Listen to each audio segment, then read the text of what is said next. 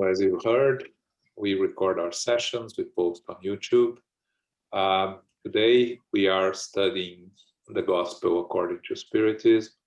Elmo is on vacation this week, so it's on us all together to cover for him. So last month we started on this, the law of love, instructions from the spirits, which is item 8 of chapter 14. So today we are going to start, and was a message from Lazarus talking about reincarnation, basically, and the love that unites us all. And today we continue with item 9, and I'm going to ask Zoraida to read for us. Yes, absolutely. Okay. Number 9. Love is of divine essence, and from the first to the last of you, at the bottom of your heart, you possess the spark of the sacred fire.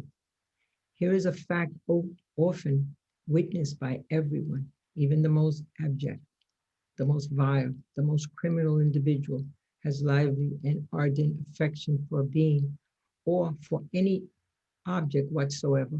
Proof against everything that could attempt to diminish it, and frequently reaching the sublime. I said for a being or for any object whatsoever, because there are some among you who spend their love in abundance with their hearts overflowing toward animals, plants, and even material objects. They are like misanthropes, complaining of humanity in general, hardening themselves against the natural inclination of their souls, which would seek around them affection and affinity. They lower the law of love to the state of instinct. But whatever they do, they cannot stifle the penral seed that God placed in their hearts when they were created. This seed develops and grows with morality and intelligence, and although often curbed by selfishness, it is the source of the holy and sweet virtues that make sincere and lasting affections and help you cross the steep, parched path of human existence. There are some people to whom the reincarnation trial is repugnant in the sense that others participate in affectionate sympathies of which they are jealous. Poor brothers and sisters, it is your affection that makes you selfish. Your love is restricted to an inner circle of relatives or friends while remaining indifferent to everyone else. Well, then, in order to practice the law of love as God intends it, you must gradually love all your brothers and sisters indiscriminately. This task will be long and difficult, but it will be accomplished. God wills it, and the law of love is the first and most important precepts of Spiritism, your new doctrine, because it is the one that should one day kill selfishness in whatever form it occurs. For in addition to personal selfishness, there is also selfishness of family, social hierarchy, and nationality. Jesus said, love your neighbor as yourself. What does the idea of neighbor entail?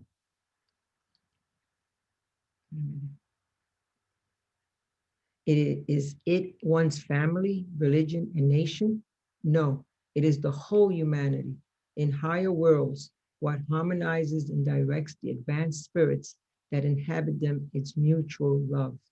And your planet, destined to imminent progress through social transformation, will see the sublime law practiced by its inhabitants as a reflection of the divinity. The effects of the law of love are the moral improvement of humankind and happiness during earthly life. Even the most rebellious and most vicious individuals will have to transform themselves when they see the benefits produced by this practice. Do not do unto others what you do not wish others to do unto you, but on the contrary, do unto them all the good that you can. Do not believe in the ardentity of hardening of the human heart. It will eventually give in despite itself to true love, since it is a magnet which it cannot resist. And the contact of this love inhibits and fertilizes the seeds of this virtue which lies in your hearts in latent state. Earth, a planet of trial and exile, will then be purified by this sacred fire and experience in charity, humility, patience, devotion, self-denial, resignation, and self-sacrifice, all virtues derived from love. Do not get tired of hearing the words of John the Evangelist. As you know, when infirmity and old age suspended the course of his preaching, he repeated only these sweet words: little children, love one another. Dear beloved, take advantage of these lessons.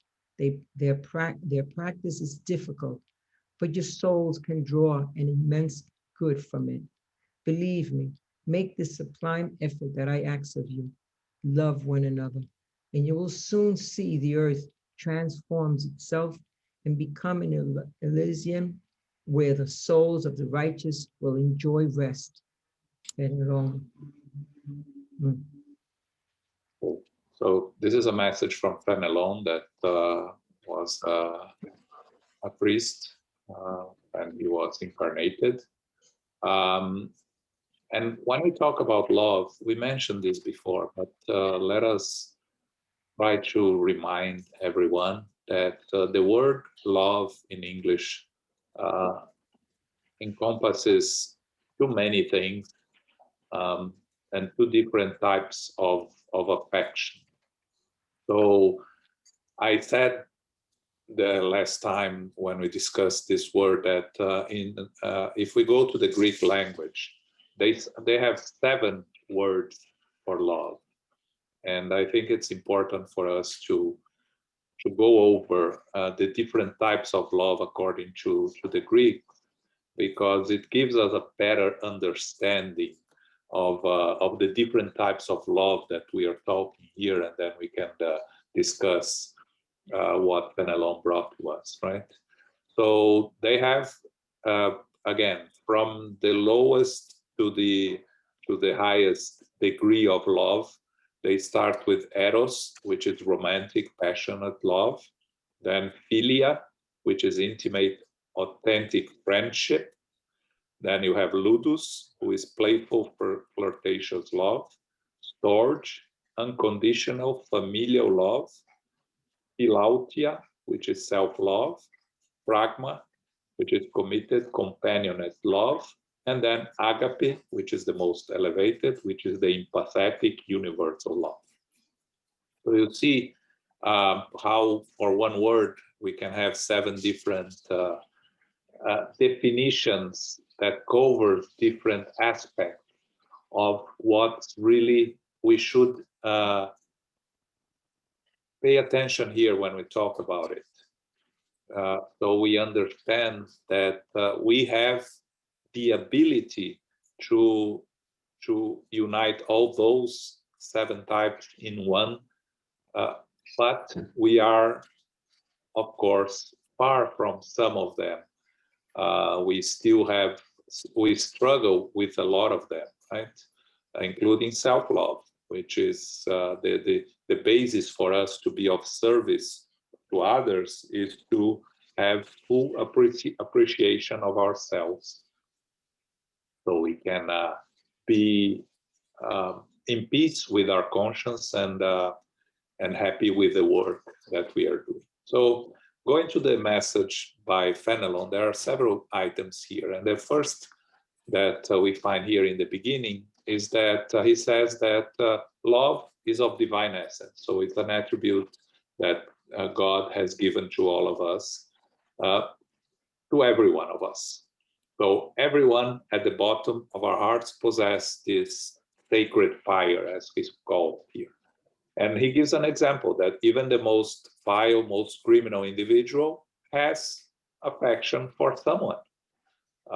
We often see this when we have our mediumship meetings. There's hardened individuals that come and give communications, and we have discussions, we try to find where is this love hidden, and what's the person that will really make them change.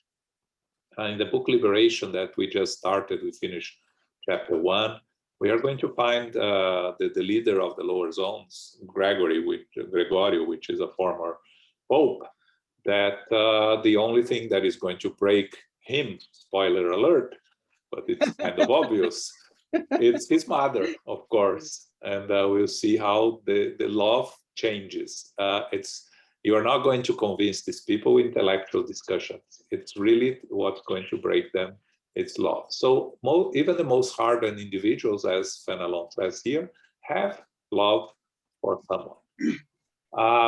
And then he goes on in a very interesting paragraph here when he talks about love for any being or any object whatsoever.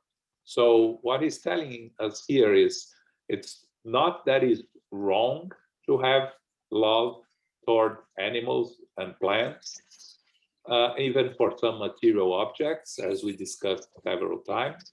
The problem here is when you misplace this love. So instead of directing your love to your fellow human beings, to your brothers and sisters, and again, not the eros love, but the love for, in the sense of pragma, which is a committed, compassionate love, instead of directing it to your brothers and sisters, you direct it to animals, to plants, and even to material objects. So he's not saying here that it's wrong to love our pets or to have care for the plants. Everything in the universe deserves our affection and our care.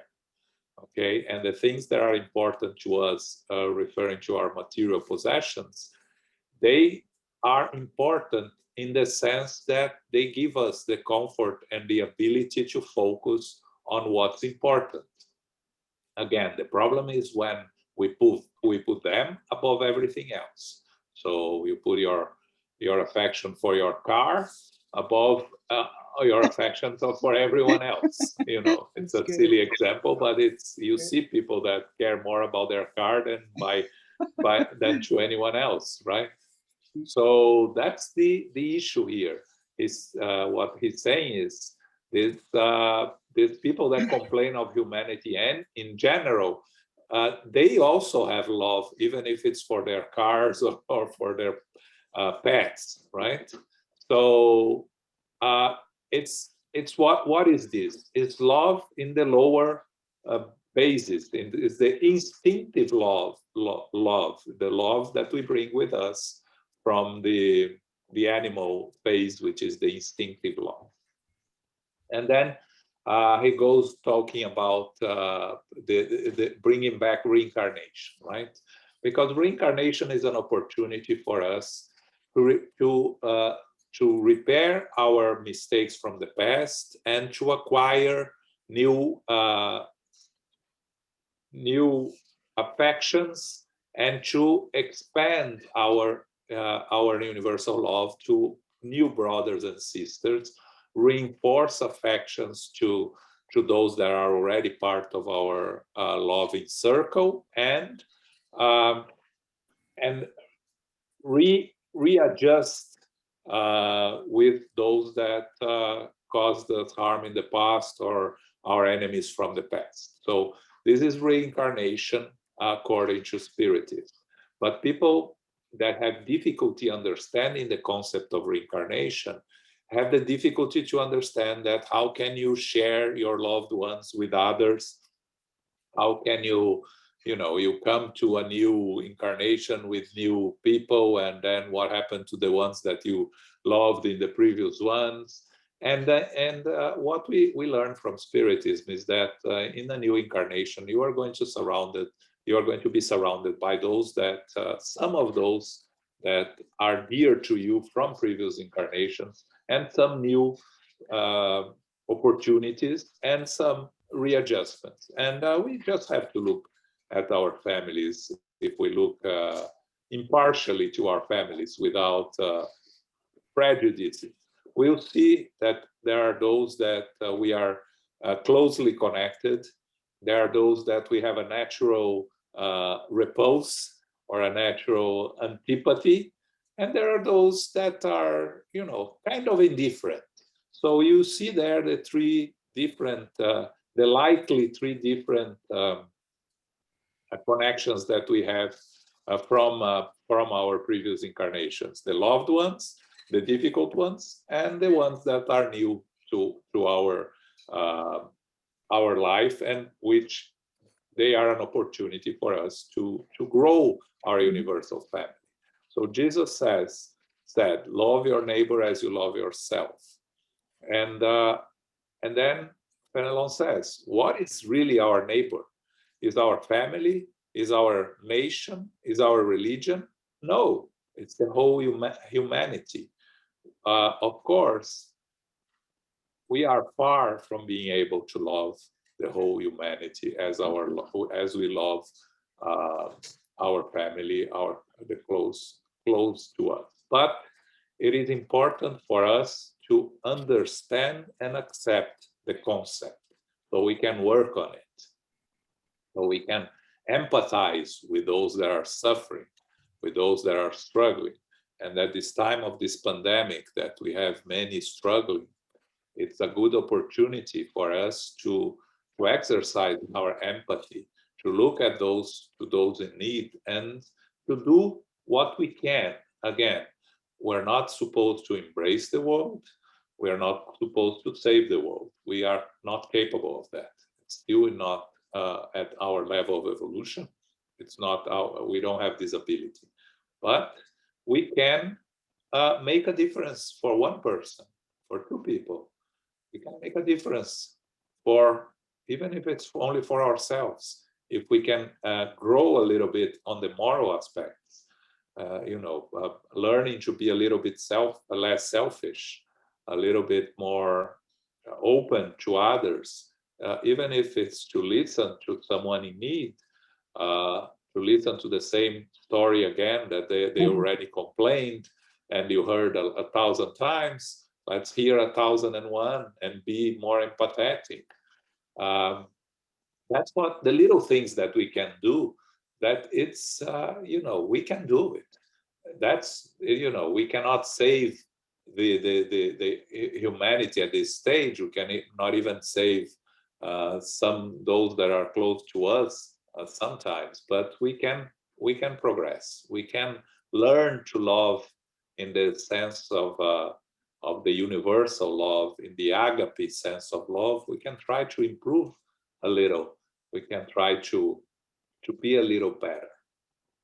So as humanity improves and we all improve together, everything is going to get better for everyone.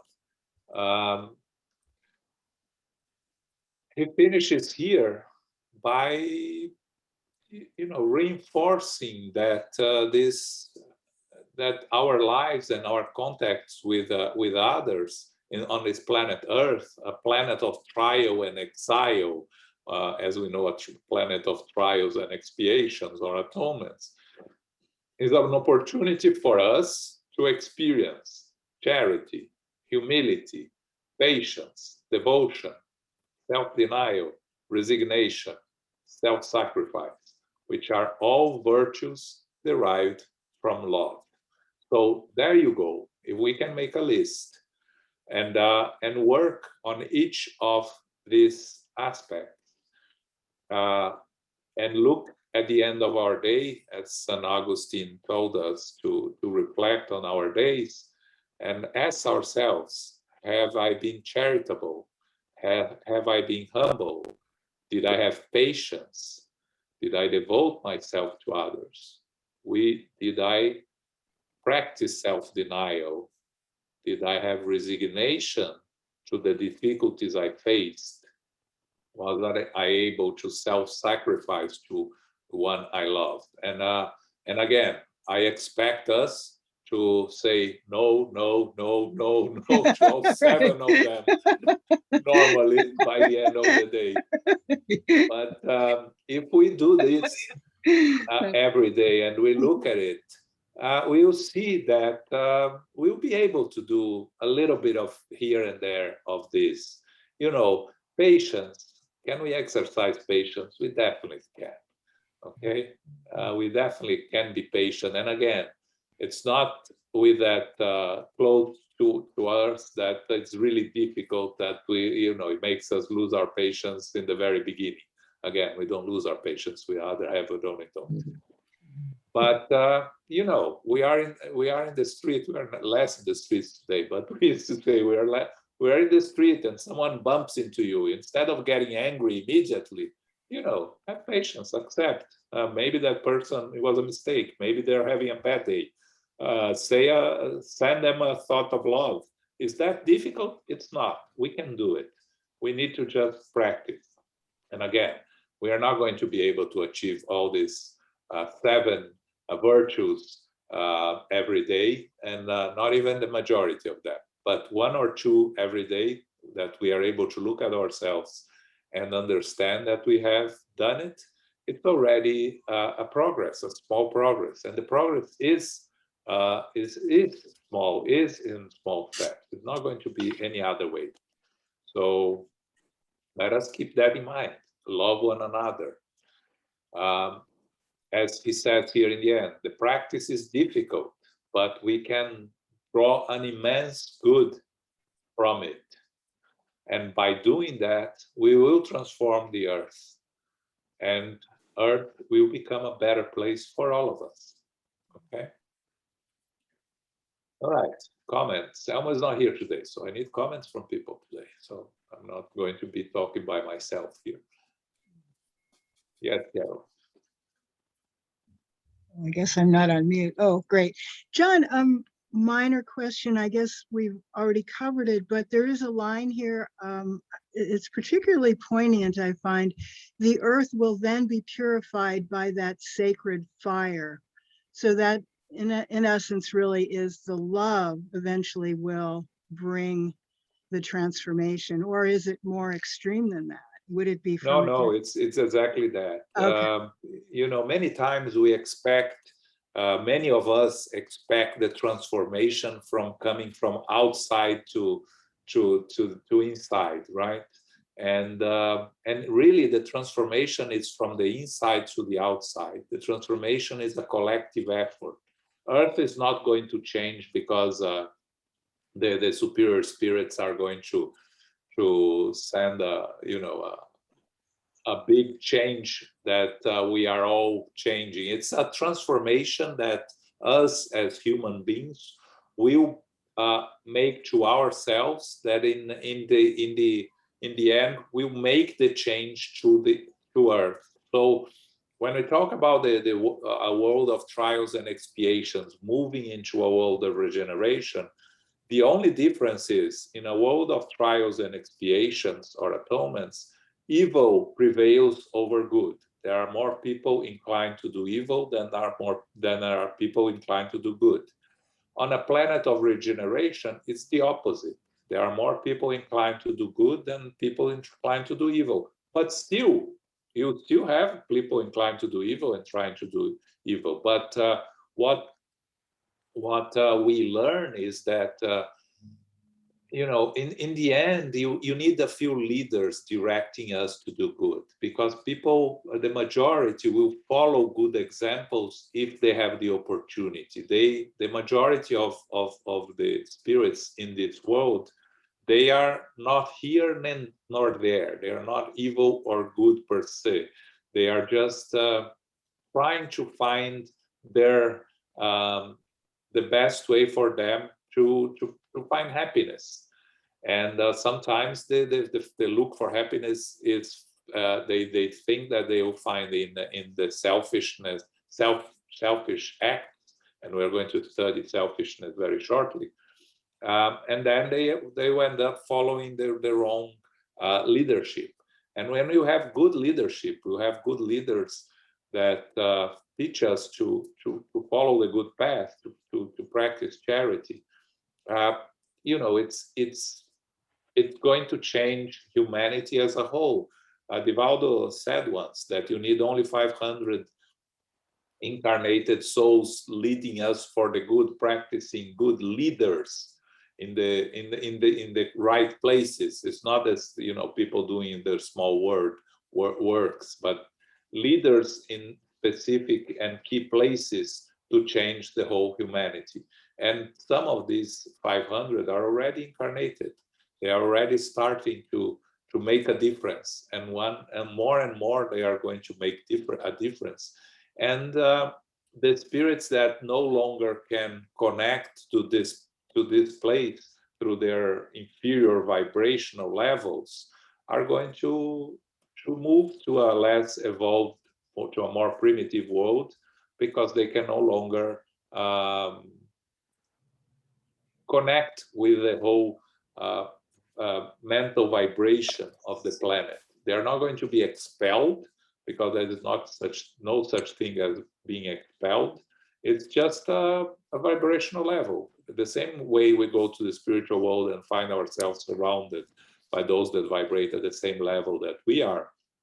When the vibrational level of the planet evolves, elevates itself, there will be spirits that won't be able to continue here. And again, it's going to be a minority, but it's going to be a significant minority that cause a lot of the pain and harm that we see around us. Okay. Great. Thank you, John. Appreciate it. Anyone else? Okay. We continue with the subject of love.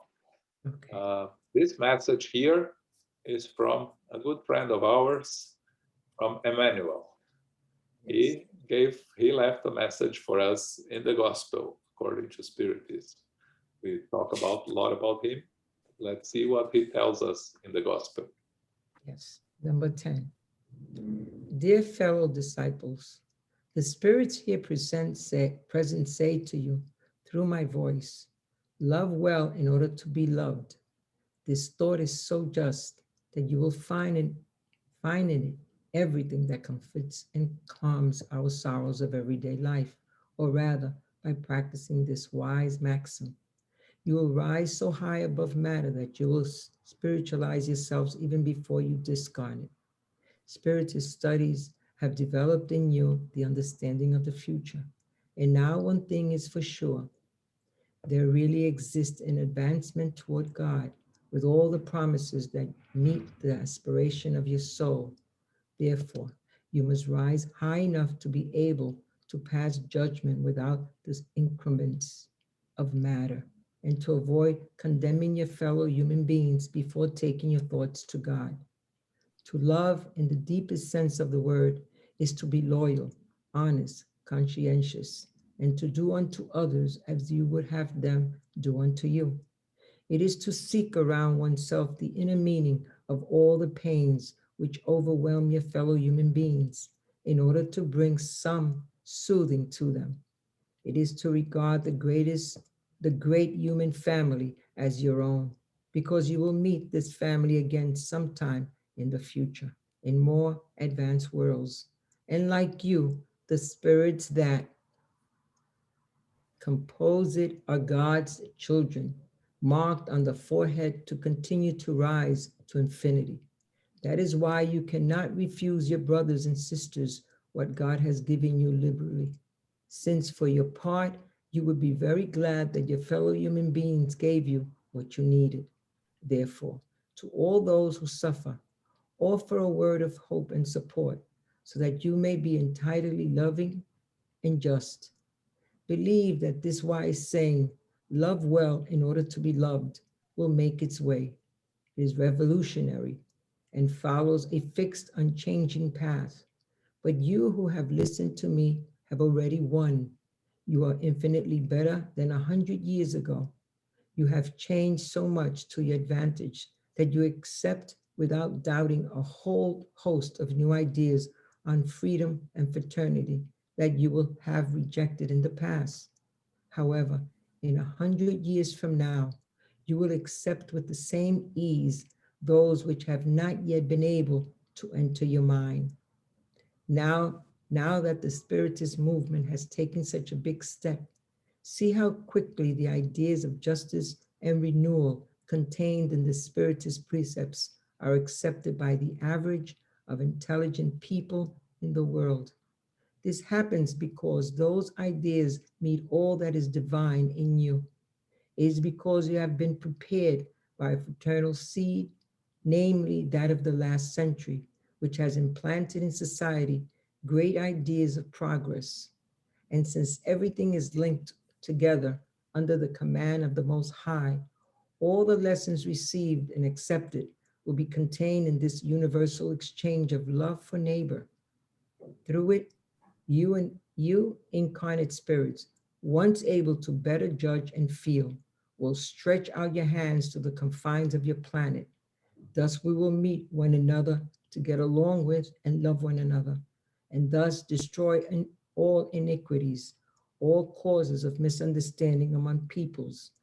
The great thought of renewal through Spiritism, so well described in the Spirit's book, will produce great miracle of a coming century, which will meet all material and spiritual interests of human beings by the application of this maxim, now well understood: love well in order to be loved. Simon, former member of the Parisian Society of Spiritist Studies. So my mistake here, this is not from Emmanuel yet. I think the next one is from Emmanuel. This is from Sanson, a former member of the Parisian Society of Spiritist Studies, which is what Kardec founded in after he published the Spirit book. Okay, so Samson brings us again the idea of the practicing love towards others so we can be loved back, right? Love well in order to be loved, which is the same as do unto others what you would like others to do unto you. But he brings here Spiritism, right? And tells us that by studying Spiritism, we have start to understand the future, to have a better understanding of the future, that we are moving towards perfection, that we are evolving morally and intellectually. So it is upon each one of us to put in practice what we are studying here, and that's what we keep saying in our prayers, right? In opening prayers, to be able to put in practice what we learn here, because it is the only way that we are going to progress. The intellectual development is the easy one. We learn, we have an understanding of things, and then they become a part of who we are. And we said many times, right, in the intellectual side, the learning is accumulation of knowledge. You don't have to remove anything, and that's why it's easier than the moral aspect, which is what you have to eliminate your imperfections. So the idea here, we go back to the 2 + 2 is 4, right? When someone says 2 + 2 to you, it automatically comes 4 to your mind. You don't need to make any effort. When a child is starting to add 2 + 2, they have to count in their fingers, they have to think, they have to stop, they have to make an effort. That's how our learning develops, and that's how also it happens to the moral aspect. In the beginning, we have to make an effort, and that's why I mentioned about us making a list of that 7 virtues to check on them every day.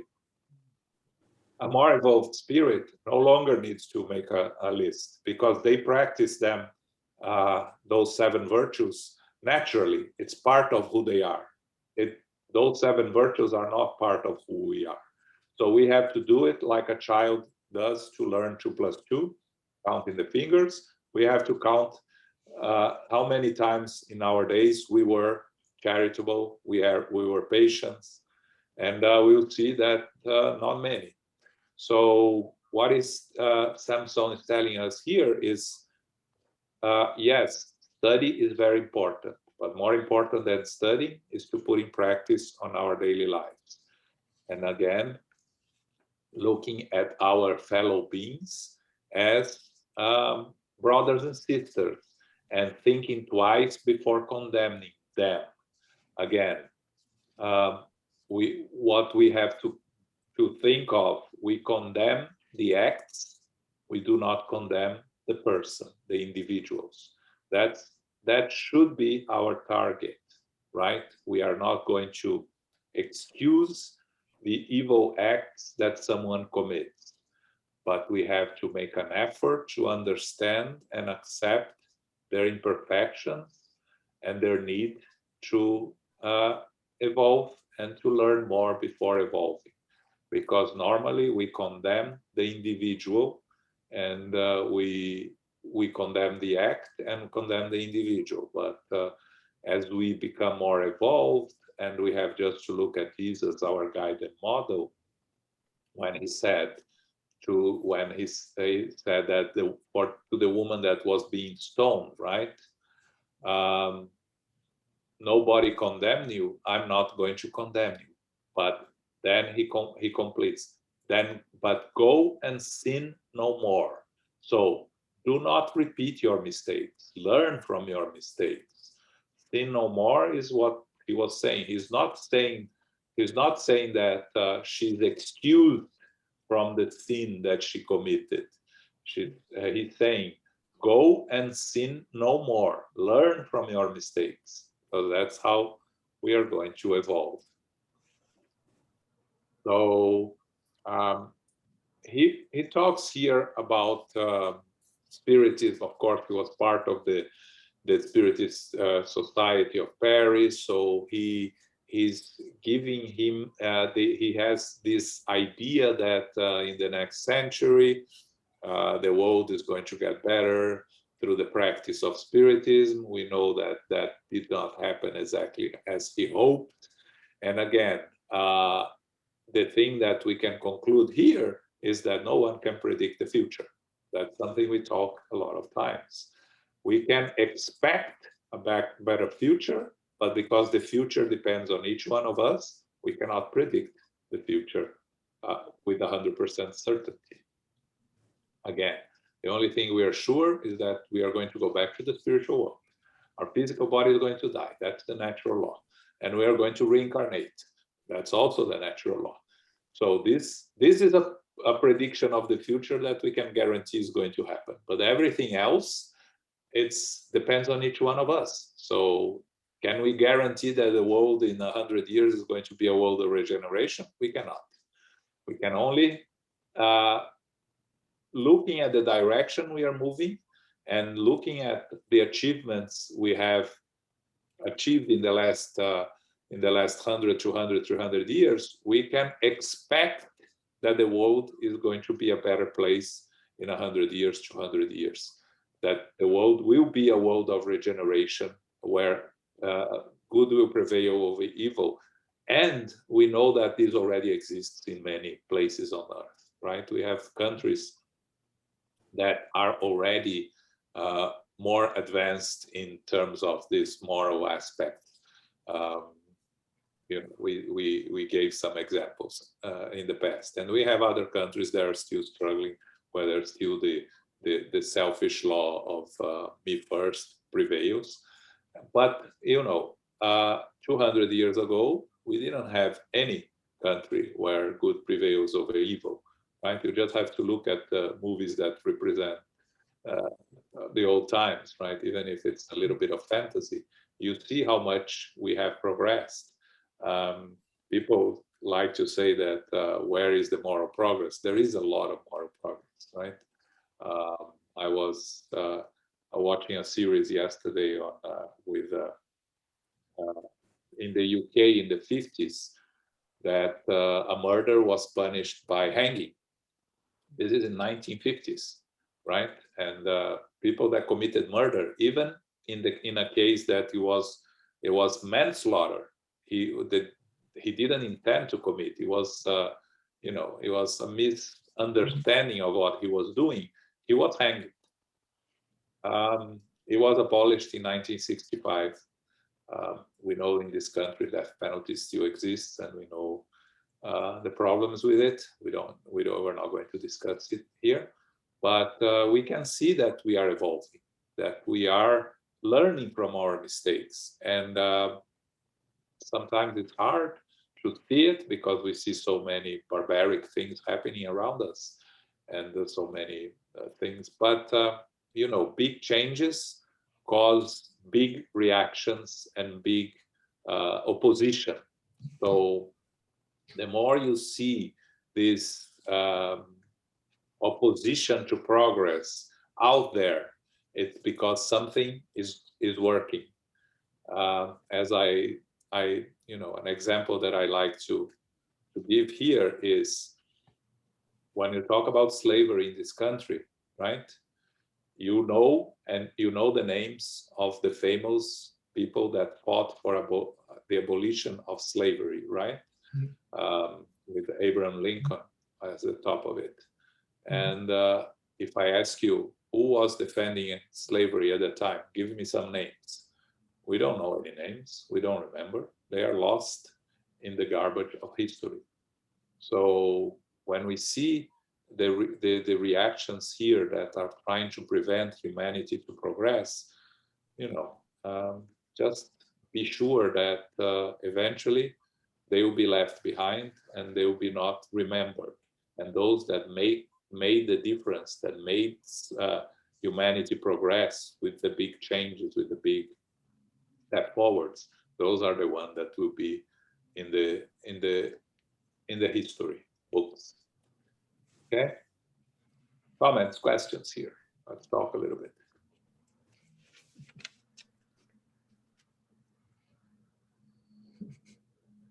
Oh man, it'd be me only here speaking. Okay, we continue. Here we come to Emmanuel now, and he talks about selfishness. Number 11, selfishness. Selfishness, this plague of humanity, must disappear from earth, whose moral progress it halts. The task of making it rise in the hierarchy of worlds is reserved for Spiritism. Selfishness is therefore the target toward which all true believers must direct their weapons, their forces, and their courage. I say their courage because it takes even more to defeat yourself than to defeat others. So let everyone put all their energy into fighting it within themselves, because this monster, which devours all intelligent minds, this child of pride, is the source of all miseries here below. It is the negation of charity and therefore the greatest obstacle to human happiness. Jesus gave you the example of charity, as Pontius Pilate that of selfishness. For when the just one was about to go through the holy stations of his matrimony, Pilate washed his hands, saying, "What does it matter to me?" Then he said to the Jews, "This man is just. Why do you want to crucify him?" And yet he let him be led to his fatal torment. It is due to this antagonism between charity and selfishness, to the invasion of this veritable leprosy of the human heart, that Christianity's mission has not yet been completely accomplished. It is on you, new apostles of the faith, enlightened by higher order spirits, that the task and the duty fall of eradicating this evil in order to give to Christianity all its force and to clear the way of the babbles that hinder in progress. Drive selfishness out from earth so that it can rise in the scale of worlds, because it is time for humanity to put on this vile dress. But first, all of you must drive selfishness out of your hearts. So this is from Emmanuel. Paris 1861. It's our Emmanuel, the spiritual guide of Chico Xavier. If you are not sure, it is. So, selfishness. The definition of selfishness is being concerned excessively or exclusively for oneself or for one's own advantage, pleasure, or welfare, regardless of others. What is the opposite of selfishness? Altruism, selflessness. It can be contrasted also with self-centeredness. Okay, so of course, when we talk about selfishness, we see we have to analyze first where it comes from, right? It comes from our natural instinct of survival that we bring from the animal kingdom, right, on our evolutionary path. For us to survive, we have to first think of ourselves. And that's what we bring from instinct. Now, as we continue to evolve, we have to less and less be selfish and more think about others. But that's hard because we have spent millennia being selfish, thinking about ourselves first, ourselves second, ourselves third, and then we start maybe think about others. Some of us do not think about anything but our own selves. So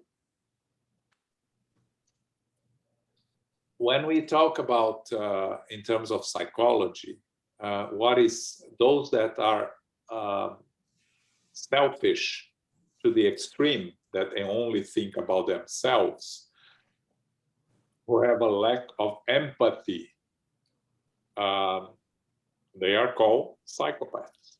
That's the definition in psychology.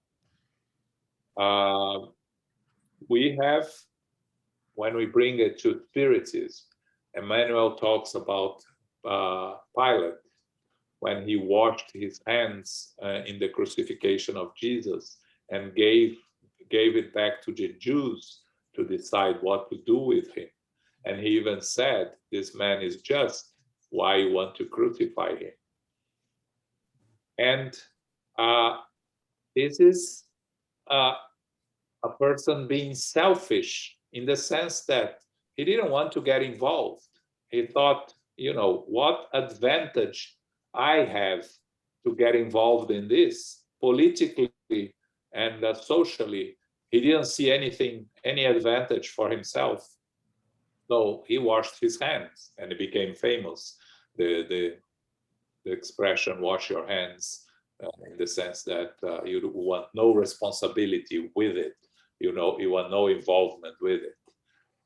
Pilate, what he was doing there was, thinking about himself first. He was not Jewish. He was not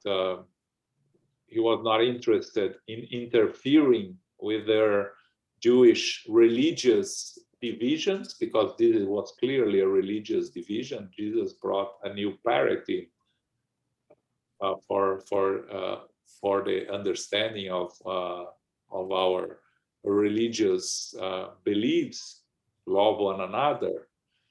And Jesus didn't come to break the law, but to add to the law. And he was very clear on that. But the Jews at that time couldn't understand and accept that when he said, my kingdom is not of this world. They were expecting a Messiah, and they still are, a Messiah that is going to change the world by dominating and by imposing their superiority over the other people here on this planet, physical superiority. And Jesus came to bring us the moral superiority, the way to reach God through our moral evolution, through loving one another. So Pilate didn't want to interfere and gave us the example of selfishness. So Emmanuel tells us we have to work hard on eliminate our selfishness. Again, Let us be patient with ourselves. Understand that we are here learning to evolve and learning to overcome our imperfections. And because we have been for so long thinking about ourselves first, we will still have trouble overcoming these selfish tendencies. We are going to bring sometimes this instinct to protect ourselves in a sense that we cross the line in the sense that we can hurt others when we are protecting ourselves. So that's where we have to be very careful. It is important for us to find the balance between protecting ourselves to not cause problems for ourselves, because and again, it's on each individual the ability to have to accept the pain that comes with our physical lives, and the pain threshold is different from each one of us. But again, pain is mandatory, suffering is optional. How much we are going to suffer from this pain is on each one of us.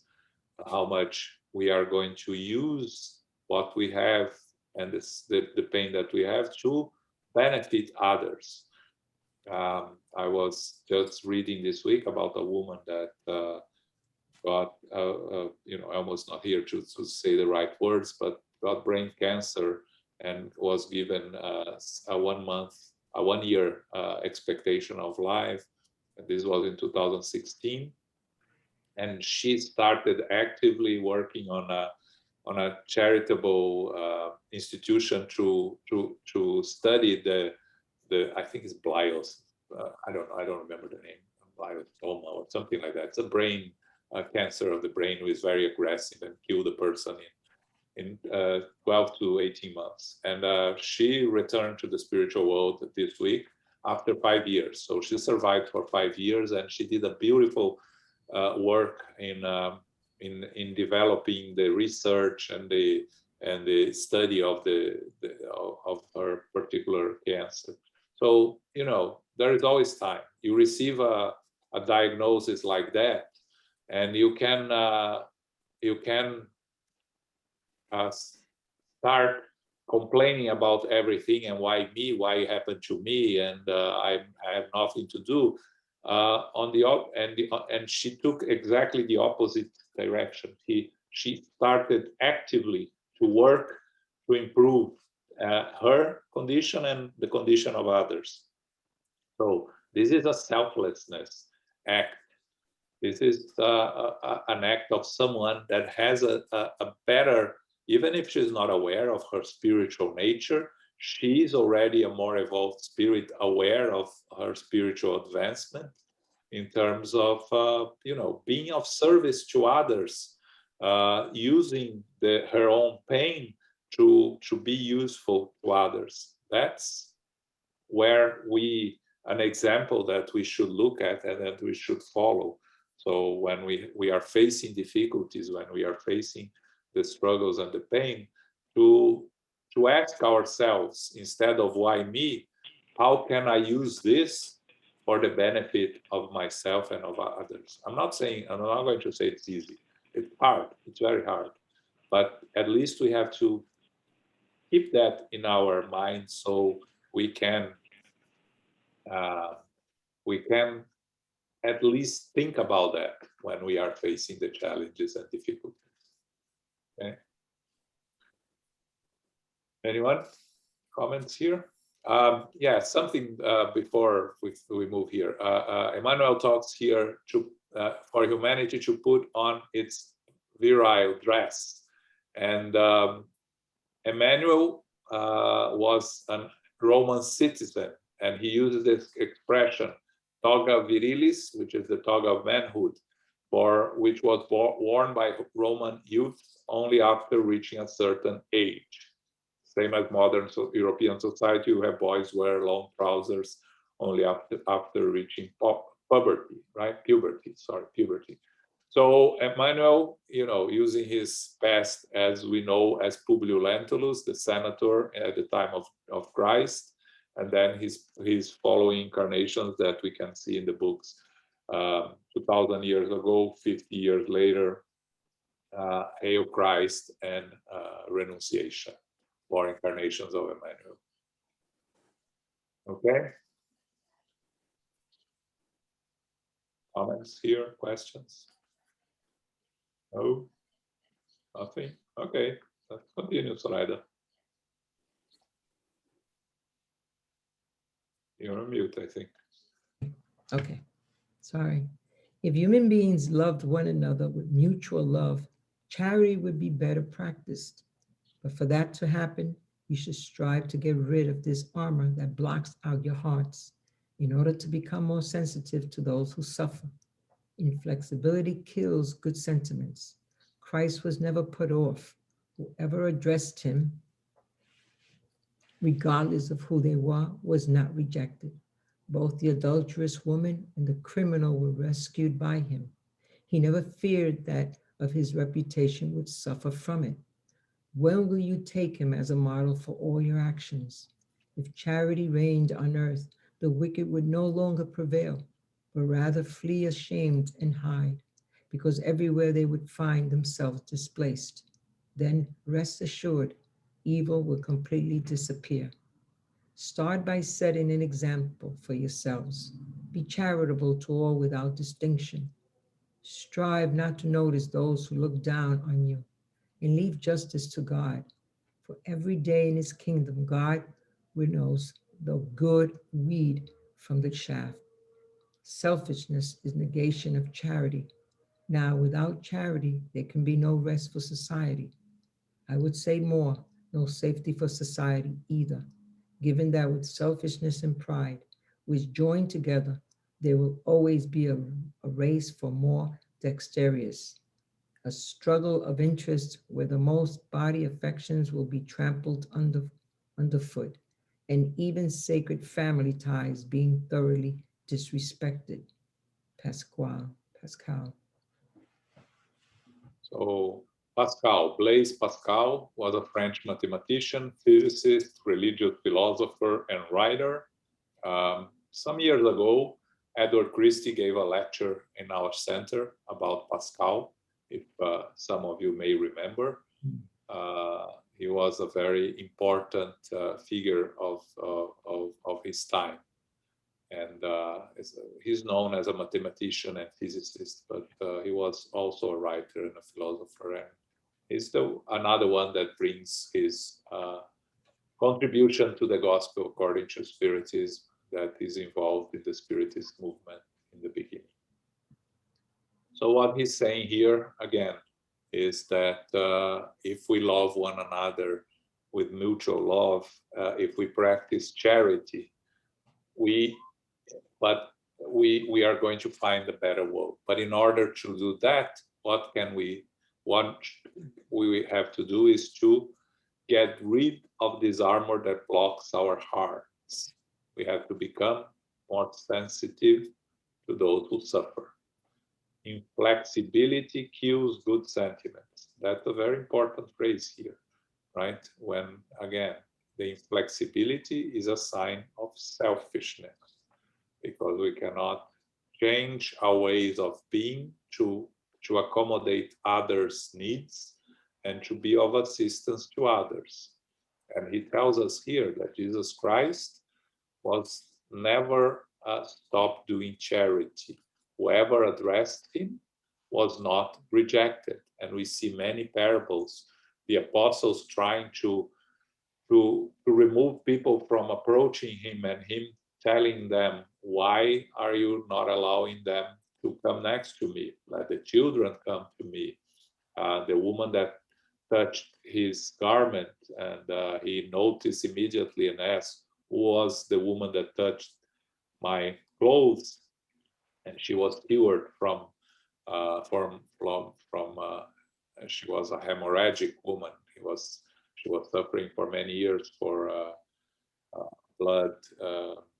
losing blood, and she was cured, but just by touching his his His garment. garment.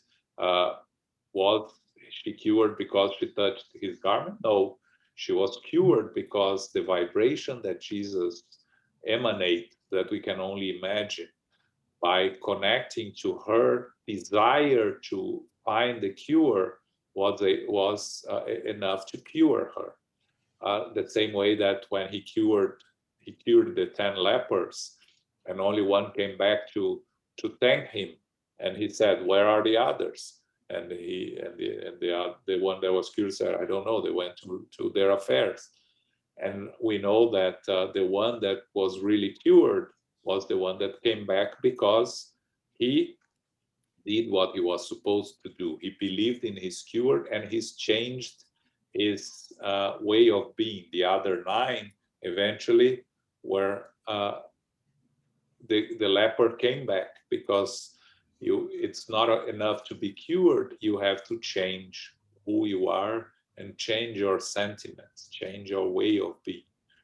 So Pascal tells us here, set an example for ourselves. Be charitable to all without distinction. Strive not to notice to those who look down on you, and leave justice to God. That is hard. We judge others all the time. Again, we look at others' actions, and if we disagree with their actions, we criticize them. Remembering that the important thing here is the act itself. That's what we have to criticize, and that's what we have to strive not to repeat if we think it's wrong. But the person who commit the act, they commit the wrong, we just leave justice to God. Because every day, as Pascal says here, God is separating the good wheat from the chaff. And not like that popular magazine that I once heard that separates the wheat from the chaff and publishes the chaff. We know many of those magazines, right? So what Pascal is telling us here, again, selfishness is the negation of charity, is the opposite of charity. And without charity, we're not going to progress. Society will have no rest. The society won't be safe without charity, because if everyone acts on their selfishness and pride and think about themselves before thinking of others, we are going to have a very difficult life in society. That's why we have human laws, because we have to control our own inferior tendencies. If we don't have laws, human laws, that of course are not perfect and can be changed, we are going to enter into chaos, as we see every time we have some events that cause destruction, and we lose the ability to control the crowds. The crowds very commonly fall into chaos, into looting and other things. So that's why we still need human laws to control society. And it's our responsibility as a good citizen to respect those laws, to obey those laws, and to fight to change the laws that we think are harmful to ourselves and to society, but not to disrespect or disregard the law. Okay? No comments about selfishness? We have no selfish people here, right? We are all charitable individuals. Marisa, yes.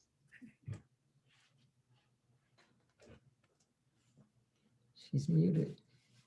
Marisa, we cannot hear you. You have to unmute. Better? Hi, can hear me? Yeah. Yes.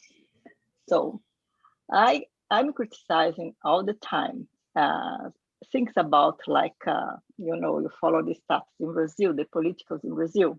So anyway, if you don't criticize, for example, when I came to the United States, one of the the reason that I came to the United States, when the ex-party in Brazil won the election and stayed there for almost 16 years, destroying the country. I lost a lot of friends because of this party.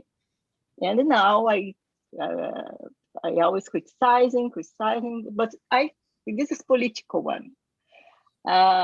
So the question is, if you don't criticize, how can it take an attention to the problem be fixed? You know what I mean? It's like in our Yes. child. If you don't criticize and go very strong over our kids, they're gonna be lost in their life. Yes. I don't know. Yes. No, you're right, Marisa. It's very important. But again, the distinction between the act and the action and the person, because we have again, it's all of us here. We have difficulty in separating the person from the act. So whenever we are talking about a child makes a mistake, we are going to correct the mistake, and we are going to enforce that the child learn that it's a wrong action. But we are not going to stop loving the child, right? We are educating and we care for them, we love them. So you are criticizing the act, you are not we are not criticizing the child, the person. You are not loving the child. Again, when we talk about politicians, we put all together. We criticize the act and we hate the politician, right? That's right. You know, with this country, and you know, I know that Brazil has been going through a difficult time. So the thing is here is what he says here: leave justice to God. So whoever commits the mistakes, we criticize the mistake, we oppose the act, and we act if we can to prevent that from happening or to correct. But the punishment for the individual, if they are not, if they are infringing human laws, then they have to face the consequences of human laws.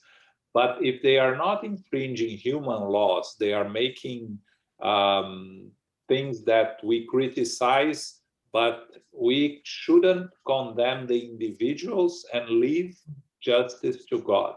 Again, very easy to say here, Marisa, I know.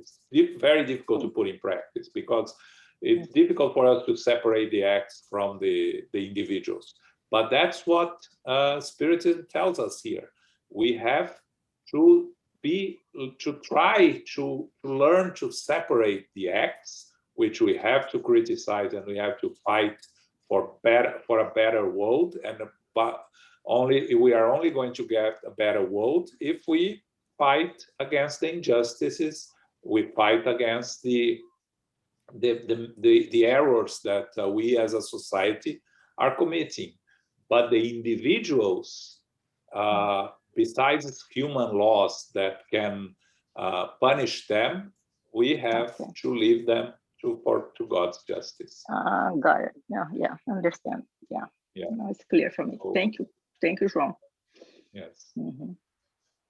Carol, you were going to say something? No.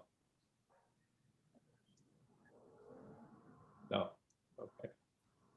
Yeah, I know it's a very difficult subject, and I don't think we are able to do that, Marisa, to be very honest. I think we all are and we all are going to criticize the person, and we all want the person to be punished, even if they, you know, we want to see the consequences faced in this present life. But sometimes I catch myself, oh my gosh, Marisa, you have learned Spiritism for more than 25 years and you haven't learned yet. Okay, we have to say something for kind. Of course, now I understood what you said. You cannot make a justice with our hands. Let God's hands. Everything works well when we live in God's hands. Yes, we know that. But sometimes God takes so long time to do Yeah, some well, justice. it's eternity. Yeah, sometimes it take eternity, right? Yeah, So that's why we reincarnate. If it's not here, it's next, no? exactly. Yeah. Oh my Lord, And give us knowledge and patience to patience. understand everything. Yes, exactly. Patience, resignation, those 7 virtues that I talked in there, acceptance, patience, resignation. It's difficult. It's an exercise. We have to exercise, and that's every day. Yeah. When Yeah. next time we think about these people that are according to ourselves are committing horrible things, we look horrified at the act, but we say a prayer that they may be assisted, and they may find their own understanding of one day eventually they will, and that's why we study Andrea Luiz and the lower zones, all those that are there stuck in their own errors and still struggling to understand that that's not the way to move forward. But not easy. I'm not going to say it's easy, because it's really not. Yeah, I know. You And, get there. You are in the way. You are in the way. Eric is asking here how to fight injustice without taking the power of the ones who are practicing the injustice to prevent more and more injustices. Well, yes, that's what we have to try to fight injustice. That's why we have elections, right, in the democratic countries. But the elections are a reflection of the people that live there. So whoever wins the elections is a representative of the people. If the people are not satisfied with it, we have to find the ways to change what's wrong, and really to prevent these people from running what they are not capable of doing. But that has to be done within the law and respecting the rights of others. The problem is that we have it's very difficult for us to accept and understand the rights of others, right? So when we see someone that is some rulers that we cannot agree with them, we cannot 100% not agree with them. They are there for a reason.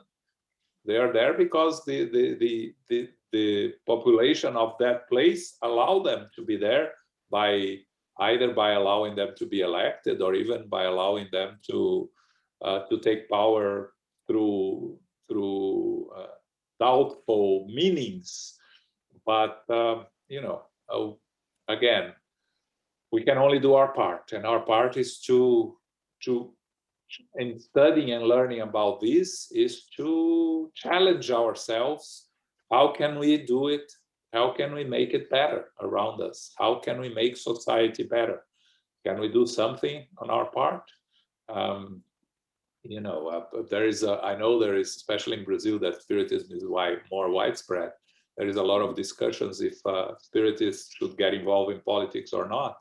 And the answer is, if you don't get involved in politics, how can you change things, right? Yeah. It's not taking sides. So, and he's asking here, taking them out by vote isn't punishing them. Well, it's following the laws, right? We make choices every day. So if we choose to replace them with other people that we think are more capable, we're not punishing them in the sense of harming them. We're just replacing them with other people. It's it's on our everyday life. At work, sometimes when we have a power to be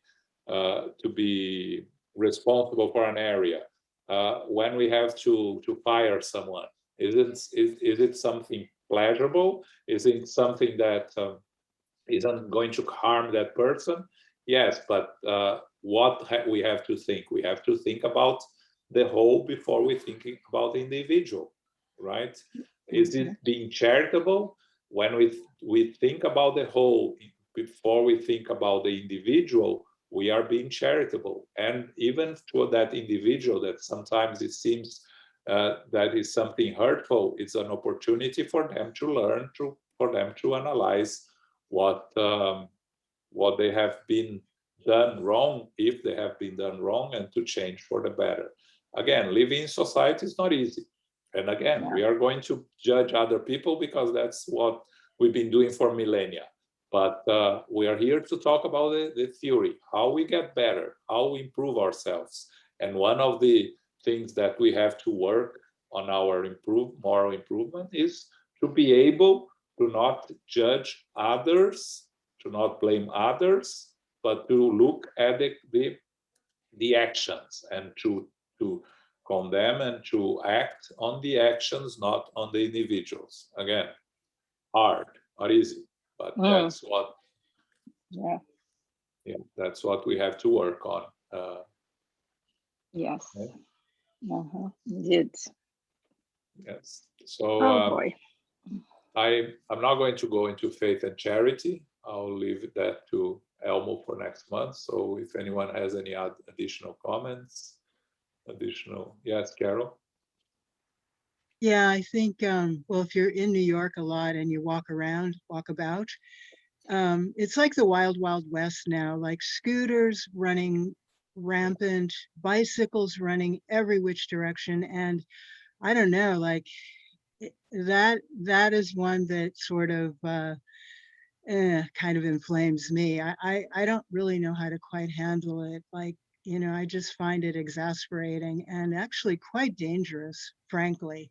There's no at all acknowledgement of a lot of the cycling or bicycling or scootering, acknowledging anything. No law, no thought, no thinking, and it's quite a challenge. If you have any insights or even a prayer that I could continuously speak of inwardly, I would appreciate it, because it's been stumping me, frankly. Thank you. Yeah, thank you, John. I noticed that also, Carol. I noticed that it's been very hard. I go biking, and sometimes you see people doing crazy things here and there, and this is all new, right? These bike lanes and these motor scooters and these motorized individual vehicles. So what we have to do is to improve the law regulating this, right? Because the laws regulating and the fines for infringing those laws are still not very practiced. So what we have to do is to pray first for our own protection, that we don't get involved in an accident, and when we have in our here, it's possible to go to our neighborhood council to we're going to elect a mayor this year. It's to find who's planning to work on this, right? On changing things that are important to us, that are relevant to our own communities, right? We can either get involved, or we can see how can we make a difference. It's not easy, and I agree with you. I heard this week about a woman that had an accident here, three blocks from where I live. She was ran by a motor scooter, and she's in very serious condition in the hospital. Here, 3 blocks from here, crossing the street, right? So it's for us. We have to be more aware of our surroundings, pay attention to where we're going, and hope for better regulations. But these are the things that, with the evolution of society, the challenges we faced, right? Cars are a great resource. In the beginning, the driving car was when cars started. There were a lot of accidents for lack of regulation, and then they start regulating the cars, and nowadays we still have a lot of accidents, but we have a lot of regulations, and we need to regulate better these things also. John, that's great. Thank you so much. That's very helpful, John. Thank you. Calming me down. actually. Thank you. Thanks. John, I have Yes, a Soraya. question. Yeah. You know, I understand what Carol's just saying, and it's true. The only thing that we can do is now we have to go and vote, right? But then after all that, and you see that all of them come in and say they're going to do it, you know, you get to a point that you don't even want to go and vote because you don't trust. They say this, they say that, they drive you crazy, everything they're going to do. And yet, here we are. Seems like the world is, you know, going around in circles. It's not getting any better. But I think it's just trying us and saying, you know, you have to keep going. All this that we're learning here, right? Love each Yeah. other. And The thing is, pray. we are, like Marisa said, we are impatient. We want the change for yesterday. Yeah, we want And it. changes take time. You know, it's not going to change. No, it's not. Change very But fast. we just read a little while ago that, you know, 100 years gone by, we've gotten better. So we have to think this way. You know, somehow or other we lose it. We keep saying, oh, right, what is going on in this world?